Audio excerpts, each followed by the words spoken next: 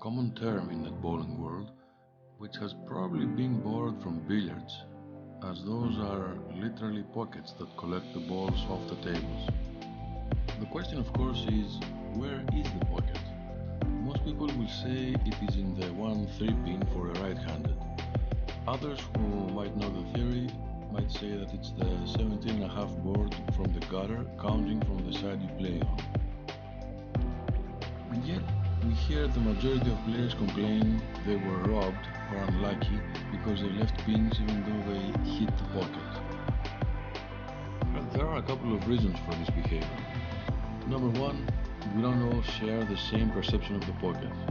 Thus, most people perceive the pocket as an area. And this is not totally incorrect, but people think that wherever you hit in that area you deserve a strike. Not so. Yeah, if you hit the 17.5 board with proper entry angle, then you will have the highest probability of striking. If not, you will get an increasingly lower probability to strike. Reason number two is that we have not trained our eyes to recognize a good pocket. It's not very easy directly because the pin deck is 60 feet or 18 meters away, and it all happens very fast. This video is going to help you with that, but you will still need to practice observing it. There is an indirect method to check the pocket. Watch where the ball exits the pin deck. If it is near or on board 20, it was a very good pocket. If it exits to the left of board 20, or more frequently to the right of board 20, it was not a high strike percentage pocket. If we do not train our eyes with this, we will always feel cheated or having bad luck and generally blaming it on other things and not getting better. I hope this video will help you with that as well. To illustrate this, we're going to set up 4 bowling lanes in a local area in Athens, Cosmos Bowling Center, which we thank for the help and support, and we're going to show 4 of the most frequent pockets from various angles and distances. And here we are. If you like to test yourself as I'm walking by the lanes, try to pause the video and see which of these pockets seem good to you and which seem not so good before resuming.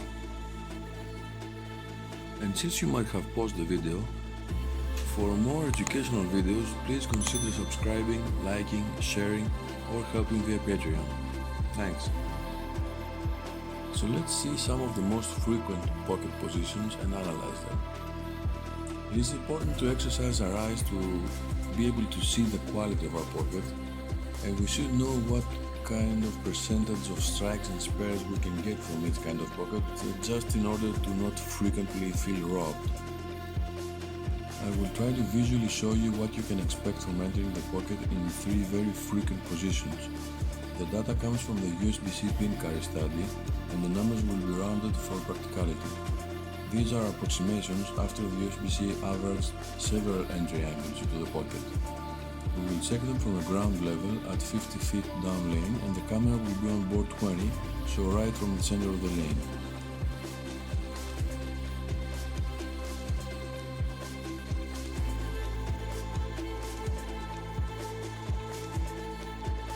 Some people might consider this a decent pocket. It's not.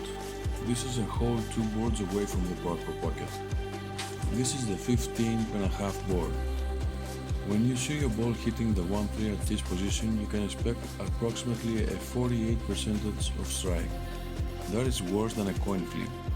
So if you do get it, you should consider yourself lucky, especially if you check out the probability of the other outcomes, like 40% to get 9 pins and 10% to get 8 pins. So in 1 out of 10 of these shots you will get 8 pins while being in what you think is a pocket. And the most frequent pins you will leave are the 7 pin, 20%, and the 10 pin, 13%. And in fact, if we do the math, approximately 1 out of every 40 shots like this will leave you the 7-10. The leave that most of us feel robbed by the most.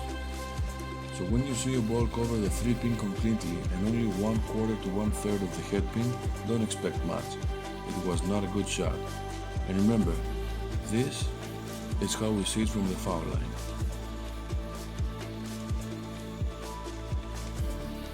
Moving on to a better pocket, the 16.5 board. Looks pretty okay from 60 feet away, doesn't it? Let's take a closer look. Here the visual cue is that the ball covers pretty much half of the headpin.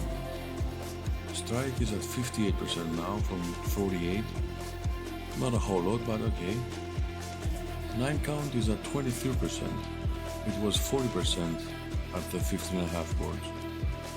Now it is reduced almost to half, but the most frequent leave is going to be the 10 pin with 13% and the 5/8 with 11%.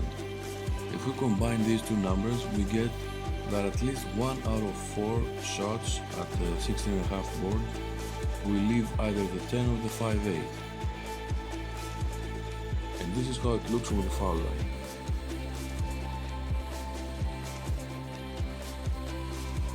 On to the proper pocket, the 17.5 board. Many people might actually say that this is a bit high. It's a misconception. How do we recognize it? The ball clearly covers 2/3 of the headpin, and now we can see a small part of the 3 pin. This is how the numbers change. Strike goes up a lot, 85%. 9 pins is practically at 15%, a little bit less. Meaning that if you hit here, you will pretty much always get a strike or 9 pins. This is not absolute, as again, entry angles and correct pin setting play a factor as well, but it's a good approximation. From the single pin leaves, it will be mostly the 9 pin, 8%, and the 10 pin, 5%. As you see, if you combine the percentage of the 9 pin and the 10 pin here, we see that even with a theoretical perfect pocket, in terms of ball position, about 1 in 10 shots will still leave us a 9 or 10 pin. Now you can appreciate and enjoy strikes and 300 games more. Oh, and don't forget, 1 in 100 shots might leave an 8 pin or 7 pin. It happens. Let's accept it mentally and move on to the next frame. Now let's see the 3 ball positions side by side. It seems that if you are light in the pocket, strike percentage doesn't fluctuate too much, but what you leave does. To help you see these differences even more, we have set up all 4 pockets, one in front of the other. As you can see, it may only be 3 boards of difference between 18.5 and 15.5 boards, but when you see that in terms of bowling ball placement, it is pretty significant.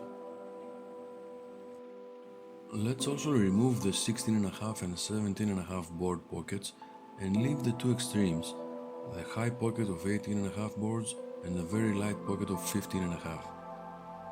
Now you see how large of a difference is there, right?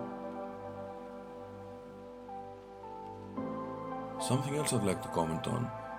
Try not to quickly judge other players' pockets because it's very easy to be mistaken if you are watching from an angle. For example, in this photo, based on what we saw earlier, this is the correct pocket and this looks like it's too high on the headpin. But it is an illusion. This is the 17.5 board pocket, so don't be too sure if you didn't watch it directly from behind.